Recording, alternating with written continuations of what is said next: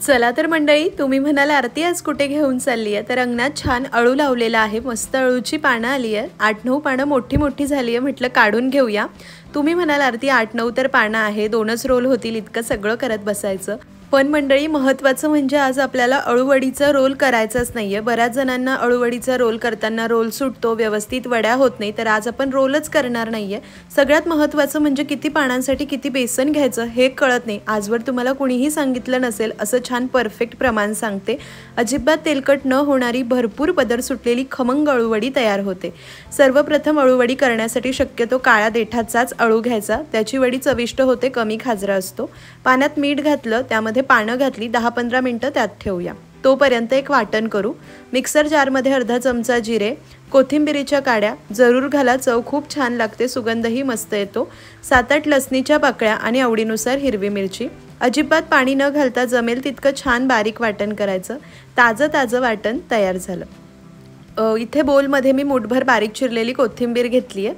आता बेसन पीठ किती घ्यायचं, मध्यम आकाराची पानं आहे, खूप मोठी नाही खूप लहान नाही। प्रत्येकी एक पानासाठी नाश्त्याच्या चमच्याने 2 चमचे शीग लावून बेसन पीठ घ्यायचं, म्हणजे चमचा सपाट करायचा नाही, बरणीतनं भरून काढायचा, तो छान शीग लावून येतो। एका पानासाठी 2 चमचे या पद्धतीने बेसन पीठ घ्यायचं। तर 9 पानं आहे तर 18 चमचे आपल्याला पीठ लागणार, तर मी 16 चमचे बेसन पीठ आणि 2 चमचे तांदळाचं पीठ घातलेलं आहे। थोडंसं तांदळाचं पीठ जरूर घालायचं, त्याने वडी छान खमंग कुरकुरीत होते आणि तेलकट होत नाही बरं का। चला, बेसन पिठामध्ये तयार केलेलं वाटण, अर्धा लहान चमचा हळद घालायची, 1 चमचा धनेपूड घालायचं। इथे मी लाल तिखट घालणार नाहीये कारण हिरवी मिरची वापरली आहे, तुम्हाला हवं तर तुम्ही रंगासाठी लाल तिखट घालू शकतात। चवीनुसार मीठ घालायचं। अळू कसा थोडा खाजरा असतो, खाल्ल्यानंतर घशात खवखवू नये म्हणून 1 मोठ्या लिंबाचा रस मी इथे घालते। तुम्हाला हवं तर तुम्ही 2 ते 3 चमचे चिंच गुळाचा कोळ सुद्धा घालू शकतात, आज मी लिंबाचा रस घालते। आता हे संपूर्ण साहित्य व्यवस्थित मिसळून घ्यायचं, लगेच पाणी घालायचं नाही, हे छान असं मिसळून घेते। छान असं एकदा मिसळून घेतलं की थोडं साधं रूम टेम्परेचरचं पाणी घालून मिश्रण तयार करायचं। खूप पातळ करायचं नाही आणि अगदीच घट्ट कोरडं करायचं नाही, थोडं पाणी घालून छान असं मिक्स करायचं। तुम्हाला दाखवते परफेक्ट कन्सिस्टन्सी कशी असावी। खूप घट्ट केलं ना तर वडी खाताना घशात दाटते आणि खूप सैल केलं तर ते पानांवर व्यवस्थित लावता येत नाही आणि अळूवडी व्यवस्थित तयार होत नाही। तर या पद्धतीने थोडं पाणी घालून मध्यम असं आपण मिश्रण तयार करून घेतलंय। खूप घट्ट नाहीये आणि सैलसर तर नाहीच। 2 मिनिटं एकाच दिशेने गोल फिरवत फेटून घेऊया, वडी खाताना घशात अडकत नाही, छान हलकी आणि कुरकुरीत होते। मस्त मिश्रण तयार झालेलं आहे, पानं तयार करेपर्यंत मुरण्यासाठी झाकून बाजूला ठेवूया। तर ही पानं आपण एक 10-15 मिनिटं मिठाच्या पाण्यात ठेवली। आता आपण ही स्वच्छ धुवून घेऊ, या पाण्यातनं काढू आणि एकदा साध्या पाण्यातनं धुवून घेऊ। वेळ असेल तर पाणी सुकण्यासाठी जरा वेळ बाजूला ठेवा, नाहीतर जरा पुसून घ्या, टिपून घ्या ते पाणी, म्हणजे पचपच राहणार नाही। आता काय करायचं, हे अळूचं पान पालथं ठेवायचं। हा शिरांचा जो जाडसर भाग आहे ना मधला देठाचा, तो आपल्याला काढून घ्यायचा आहे, तो जरा जास्त खाजरा असतो आणि शिवाय हे राहिलं तर आपली वडी व्यवस्थित होत नाही, म्हणजे रोल जरी करायचा असेल तर व्यवस्थित रोल होत नाही। आणि आपण रोल करत नसलो ना तरी तो जाडसर भाग काढूनच टाकायचा आणि एकदा लाटण्याने हलक्या हाताने हे पान लाटून घ्यायचं, म्हणजे या शिरा मऊ होतात, अशा फुगलेल्या राहत नाही आणि आपली अळूवडी छान तयार होते। मस्त असं पान लाटून घेतलेलं आहे आणि आता इतकं मऊ झालंय, हवं तर वडी करा, कसंही याला वापरा, अजिबात फाटत चिरत नाही। सगळी पानं मी अशीच तयार करून घेतलेली आहे। चला आता वडी करूया। तर जे मिश्रण तयार करून घेतलं होतं यामध्ये 2 लहान चमचे तीळ घालते। तीळ घालून मिक्स करून घ्यायचं। अळूवडी करताना तीळ जरूर घालायची, खूप सुंदर खमंग अशी चव लागते।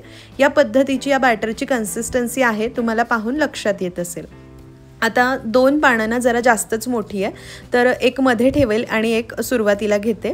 पान पालथं ठेवायचं, गुळगुळीत बाजू खाली आणि जी शिरांची बाजू आहे ती वरती, त्यावर व्यवस्थित बेसन पीठ लावता येतं। तर एक पातळ असा बेसन पिठाचा लेअर लावायचा, पान दिसायला नको इतका लेअर लावायचा। काही जण खूप जास्त बेसन पीठ लावतात, त्याने ना पानांची चव कमी आणि बेसनाची चव जास्त येते आणि बरेच जण खूप कमी लावतात। तर या पद्धतीने लावायचं पहा, पातळ असा लेअर की पान व्यवस्थित झाकलं जाते। आज आपल्याला रोल करायचा नाही, आपण चौकोनी आकारात ही वडी करतोय जेणेकरून झटपट होईल, रोल वगैरे सुटण्याचं टेन्शन नाही। तर पुढची जी 2 टोकं आहे ना ती या पद्धतीने फोल्ड करून घ्यायची, जिथून त्यांची सुरुवात होते तिथपर्यंतच, जास्त नाही। दोन्ही साईडचे काठसुद्धा या पद्धतीने फोल्ड करायचे आणि त्यावर थोडं बेसन पिठाचं लेयर लावायचं, म्हणजे ते व्यवस्थित चिकटलं जाईल। पानं लहान असतील तर काय करायचं ते तुम्हाला पुढे कळेलच। आणि टोकाचा भागसुद्धा आपण मध्ये फोल्ड केला, या पद्धतीने एक चौकोन तयार झाला, आयत तयार झाला। आता दुसरं पान जे लहान आहे ते मी ठेवते। तर आधी आपण टोकाचा भाग खाली घेतला होता, आता विरुद्ध दिशेला, म्हणजे कसा समान चौकोन तयार होतो। असं नाहीये की एका बाजूने जाड आणि एका बाजूने पातळ, असं होत नाही। याची सुद्धा दोन्ही टोकं आपण मध्ये घेतलेली आहे आणि पुढचं सुद्धा या पद्धतीने व्हिडिओ दाखवते तसं बेसन पीठ लावून घ्यायचं आणि एका बाजूने थोडं चौकोनाच्या बाहेर पान जात होतं तर त्याला आपण फोल्ड करून घेतलं। आता सगळीच पानं अशी एकावर एक ठेवून घेऊया। कमीत कमी 8, 9, 10 पानांचं तुम्ही एक हे तयार करू शकतात, त्यापेक्षा जास्त करू नका, नाहीतर वडी खूपच उंच होईल किंवा मग शिजायलाही वेळ लागेल। 9 पानं मी इथे घेतलेली आहे या पद्धतीने। जर अशी मध्यम आकाराची पानं असेल तर प्रत्येकी एका पानासाठी 2 चमचे शीग लावून बेसन पीठ अगदीच परफेक्ट प्रमाण आहे, तर तुम्ही या पद्धतीने घेऊन पाहू शकतात। फक्त पानं जर मोठी असेल, अशी मोठी असेल तर जरा बेसन पीठ तुम्ही जास्त घ्या किंवा थोडा मोठ्या चमच्याने मोजून घ्या, असं करा।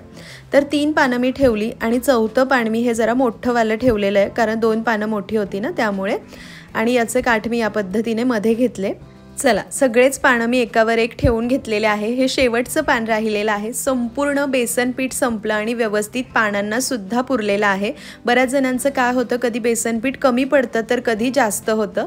या पद्धतीने हा छान चौकोन तयार करून घेतला तर अगदी झटपट 5 मिनिटात ह्या अळूवडीचा चौकोन आपला तयार झालेला आहे। तुम्हाला प्रश्न पडेल की वाफवल्यानंतर शॅलो फ्राय करताना किंवा तळताना हे सुटणार नाही ना? तर अजिबात सुटत नाही, कारण बेसन पीठ लावले, एकावर एक व्यवस्थित चिकटले जातात। आता हा चौकोन हळूवारपणे उचलून घ्यायचा, सहज उचलला जातो। एखाद्या ताटाला, चाळणीला किंवा स्टीमरच्या प्लेटला तेल लावायचं किंवा एखादा बटर पेपर ठेवायचा आणि त्यावर हा चौकोन हळूवारपणे ठेवून द्यायचा। तुम्हाला असं उचलणं जमणार नसेल तर ज्या ताटात तुम्ही वाफवणार आहात त्यातच पान ठेवून तुम्ही पीठ लावलं तरीही चालेल। थोडेसे तीळ मी वरतून घातले, दिसायला छान दिसतात। तर जेव्हा आपण पानं लावत होतो तेव्हाच मी पाणी गरम करायला ठेवलं होतं स्टीमरमध्ये, त्यामध्ये ही प्लेट ठेवायची झाकून, मध्यम आचेवर एक 15 ते 17 मिनिटं ही अळूवडी वाफवून घ्यायची। तर मंडळी, बरोबर एक 15-17 मिनिटं वडी वाफवून घेतलेली आहे। एकदा टूथपिक किंवा सुरी रोवून पाहूया, अजिबात ओलं पीठ लागून आलं नाही, म्हणजे परफेक्ट शिजली आहे। सगळ्या बाजूने मी चेक करून घेते, थोडं जरी ओलं पीठ लागून आलं तर जरा वेळ तुम्ही अजून शिजवून घ्या। परफेक्ट अशी अळूवडी झाली आहे। दुसरी खूण म्हणजे हात लावला आपल्या बोटांना काहीच चिकटलं नाही, म्हणजे हे परफेक्ट शिजलं आहे। आता हे हळूवारपणे आपल्याला काढून घ्यायचं आणि वड्या कट करण्याआधी ना जरा याला 15-20 मिनिटं मी गार करून घेते आणि ह्या वड्या ज्या आहे ना त्या छान अशा फुललेल्या सुद्धा आहे, तुम्हाला नंतर मी दाखवते। तर मंडळी, अर्धा तास मी हे संपूर्ण गार करून घेतलेलं आहे। आपण काढून घेऊया आणि वड्या कट करूया। आज आपण वड्या डीप फ्राय सुद्धा करून घेणार नाहीये, तरीही मस्त अशा कुरकुरीत खमंग होतात। तर व्यवस्थित मी कट करून घेते। तुम्हाला वडी किती लहान मोठी हवी आहे त्यानुसार तुम्ही वड्या कापून घेऊ शकतात।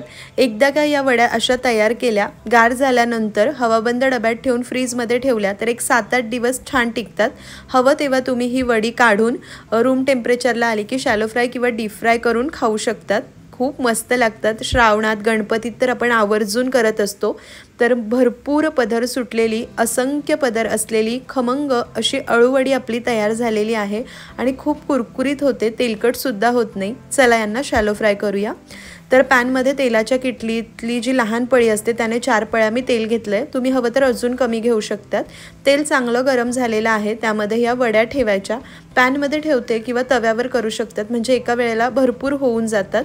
फक्त तेल कमी गरम नसावं, तेल खूप कमी गरम असेल तर वड्या तेलकट होऊ शकतात। चांगल्या गरम तेलामध्ये वड्या ठेवायच्या आणि मध्यम ते मोठ्या आचेवर छान अशा सगळ्या बाजूने उलटून पलटून सोनेरी तांबूस रंगावर येईपर्यंत शॅलो फ्राय करून घ्यायच्या आहे। तुम्हाला हवं तर तुम्ही चांगल्या गरम तेलात मध्यम ते मोठ्या आचेवर यांना डीप फ्राय करून घेतल्या, म्हणजे तळून घेतल्या कुरकुरीत होईपर्यंत, तरीही चालतात। पण अशा शॅलो फ्राय करून सुद्धा या खूप मस्त तयार होतात। तर मध्ये मध्ये 1-1.5 मिनिटाने सगळ्या बाजूंनी यांना उलटून घ्यायचं आणि छान तांबूस रंगावर येईपर्यंत शॅलो फ्राय करायच्या। एक 4-5 मिनिटात लगेच करून होतील। तर प्रत्येकी 1.5-2 मिनिटांनंतर मी यांची बाजू पलटून घेते आणि सगळे काठ वगैरे व्यवस्थित करून घेतलेले आहे। तर मंडळी इथे पहा अतिशय कुरकुरीत खमंग अशी अळूवडी तयार झाली आहे। पदर तर तुम्ही पाहताच आहे किती सुंदर दिसताय आणि हे अजिबात तेलकट होत नाही बरं का। वडी काढून घेऊया आणि एखाद्या टिश्यू पेपरवर किंवा चाळणीवर ठेवायची, म्हणजे कसं अर्धा तास सुद्धा अशीच कुरकुरीत राहते, मऊ पडत नाही, एक्स्ट्रा तेल वगैरे असेल ते सुद्धा निघून जातं। खमंग अशी अळूवडी तुम्ही एखाद्या थाळीमध्ये सर्व करू शकता। देवाच्या नैवेद्याला वगैरे आपल्याला लागतच असते, श्रावणात उपवास सोडताना किंवा अशीच संध्याकाळच्या वेळी चहा सोबत खाण्यासाठी टोमॅटो केचप हिरव्या चटणी सोबत सर्व करू शकतात। याआधी आपण छान असा परफेक्ट रोल तयार करून वडी कशी करायची किंवा अजिबात पानं न लावता वडी कशी करायची वेगवेगळे प्रकार दाखवले, डिस्क्रिप्शनमध्ये लिंक देते। अतिशय कुरकुरीत झाली, आवाज तुम्ही ऐकलाच असेल। तुम्ही सुद्धा माझ्या या पद्धतीने ही भरपूर पदर सुटलेली खमंग अळूवडी जरूर ट्राय करा। बेसनचं परफेक्ट प्रमाण मी तुम्हाला सांगितलंय। रेसिपी आवडली तर लाईक शेअर, चॅनलला सबस्क्राईब करा।